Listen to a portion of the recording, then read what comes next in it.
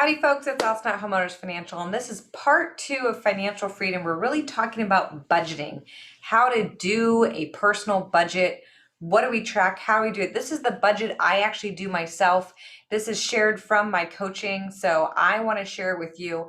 And speaking of sharing, I'm going to go ahead and share a screen and let's start going through this together. So when we talk about financial freedom, there's a whole lot that comes into play, right? I mean, we got to think about where our money is, what's going on, what are the tools that we can do this, how much do we spend, how much do we save, and how do we really invest? So number one, this is our team. I'm super grateful that we are on your team to help make it happen. We're so grateful that we can serve our community, but let's dig into the personal family budget, right? So this budget is really going to help you prioritize where you're spending money, how much are you really spending each month, how much you're saving. Now, we went through the 6 steps of financial freedom in the first class, so I'm not going to recap them here today. But the thing is that if you really start viewing this today, start seeing with your spending, this is really step 1, right? This is tracking. Where does my money go, right? So let's break this down. Let's really talk about and get into it. So columns 1 and 2. Now, the first column is the name of the bill. Where is this money going again, right? So it is your car loan. It is your credit cards. Now, one thing I will strongly recommend for credit cards is not just list, oh, I have a credit card, or lump in the credit cards. Let's list the balance on each. And again, we're going to go down the line. Are there childcare? Is there getting your nails done, right?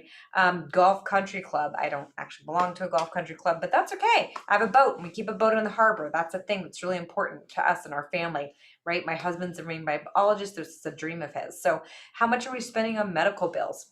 And then that column 2 is the minimum you pay each month. So obviously, if you have a mortgage, if you're paying rent, the minimum is the full amount, right? But if you have a credit card, that minimum is the minimum payment. So if you just have to skate by and it's a rough month or something's happening else in your life, there is that minimum payment, right? So the minimum amount that we're paying each month, of course, on some things are the full amount, like with your mortgage or your car payment. But for others, it's just a smaller figure. Now let's talk really about column 3. Now here's where this starts kind of get blends in together. So again, column 1, we get the name of the bills, 2, that minimum, and then 3 is how much did you actually pay?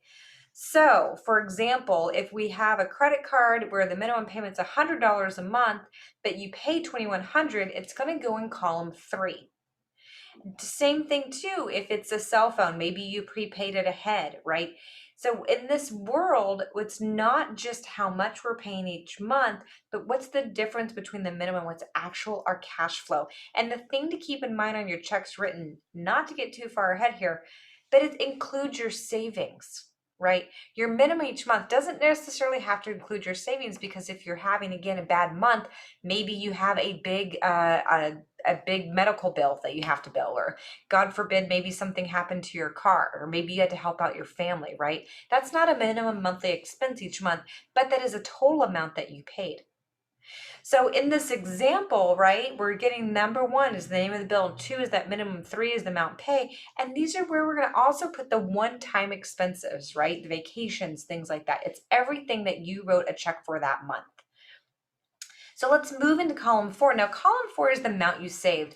And I want to think about this a little differently. So if you have money on a credit card, there's the minimum we have, there's the actual amount we paid, and think about it that we're saving, we're applying this down, we're getting away from our debt in the future. So if you're paying down your debt, it's going to count towards savings, right? If you're paying an extra bill for your mortgage, it's counting towards savings, it's the equity in your house. You pay the extra bill for your car, it's the equity in your car, right? You're building that wealth for you to be able to use in the future. Now, the amount saved, of course, is going to be very different too if it's maybe from a life insurance, right? Maybe you're prepaying the amount for that year. But the difference for the amount saved doesn't necessarily reference that minimum amount. In this category, in this example, you'll see there's a $2,000 line for savings. That minimum doesn't have it, but yes, we wrote a check for it, so it does need to go in column 3. And then, of course, because it's savings, it goes into column 4.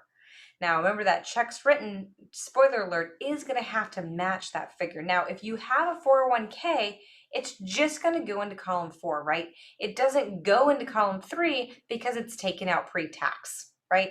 So this is where we're going to see how much are we really saving each month? How much are we really preparing for?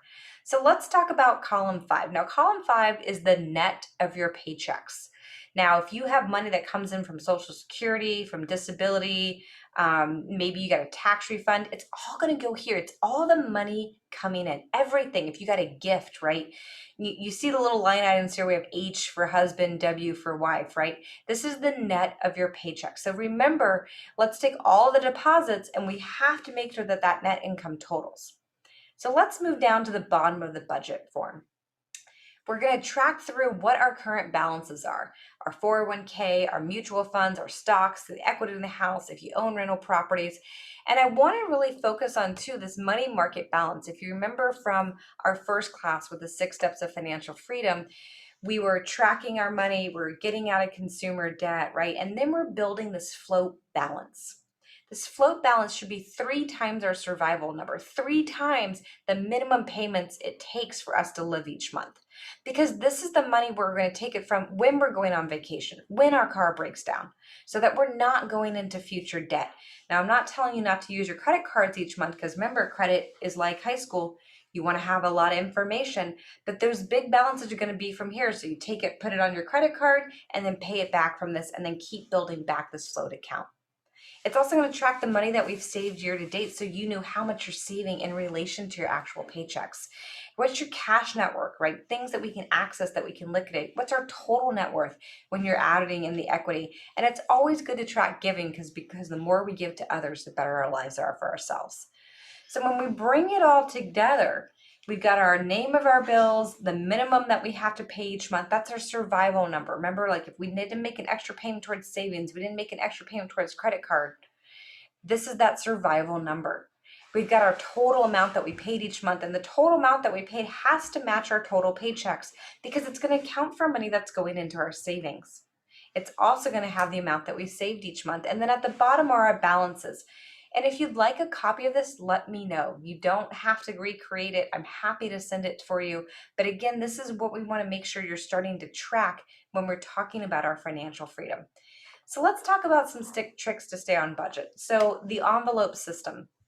This is a great way that if we decide what our budget is, you can literally put an envelope for each week for groceries, each week for spending, each week for gas. And once you've used that envelope, you're done. This is a really good, effective way. It's super old school, but it's a great way that if you just are like, oh, I swiped my credit card and I spent $20 and you really spent $23.95 and now you've got $3.95 you didn't account for. It's a great way that you can roll this forward. And if you spend under, it's tangible that it's a win that it can go into a savings envelope or it can go into a vacation envelope. And cash is king, you guys.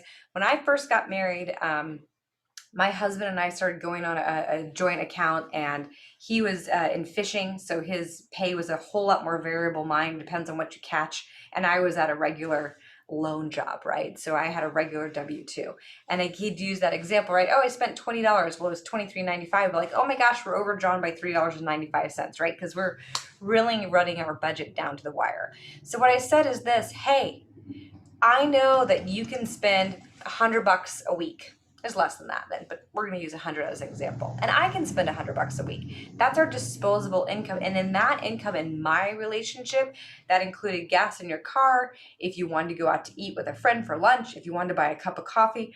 And the nice thing about that is we each took our $100 out a week. We spent it on whatever we wanted. We didn't have this like, oh, you went out to a so-and-so, right? Like, oh, this, like you didn't have that pettiness of like, oh, you bought a Frisbee, right? Like you didn't have that, like you spent $10. You didn't see what the other person was, so it alleviated that stress. And then if you had rollover, you could use it. That was great. It's all good, right? The other thing to trick on your budget is to stay visual. What is your vision, right? So you get up in the morning, you're brushing your teeth, you want to save for a house, have a picture of a house by it, right? I have my perfect business plan by mine in my bathroom and on my desk, and I look at it every single day. So that if we're tracking that, great, and I can let go of the rest of the fray. I had a house on there for us. I had a dog on there for us. I had a boat on there for us. I wanted to look at these reminders so that that's what I was building to versus just, I'm bored, let's order sushi from Grubhub and spend too much money. right? So to have that vision in front of you, remind you what you're saving for, remind you why you're staying on budget. And it's okay to spend a little, right? If we're super, super strict, there's no fun in that. Make sure you give yourself some spending money. That's why I love the idea of $100 a week. You just do spend it on whatever you want, right? And as long as you're responsible, it's all good to go. Do something nice for yourself. One of my teammates, when they were budgeting to start saving for a house, his wife really liked going to Starbucks and getting coffee. And he's like, look, you're spending like $40 a week on coffee. That's a lot of money. So instead, they had coffee Fridays where they would go together on Friday, and it was a little bit of date, it was a little bit of fun, right? So I want to remember when we're talking about our budget, just recapping that whole thing. We're talking about where does the money go, tracking it, right? We're talking about the minimum it takes to live each month, including your groceries, including your doctor bills. We're talking about what you actually spend. We're talking about what you saved and what your paychecks are, and that we can watch our savings grow. So I hope that was helpful for you. Again, any questions, let me know. If you want to copy the budget, I'm happy to send you a blank one. We as a team go through everything together. I'm Austin over at Homeowners Financial. I hope you have a great day, and I will talk to you soon. Bye.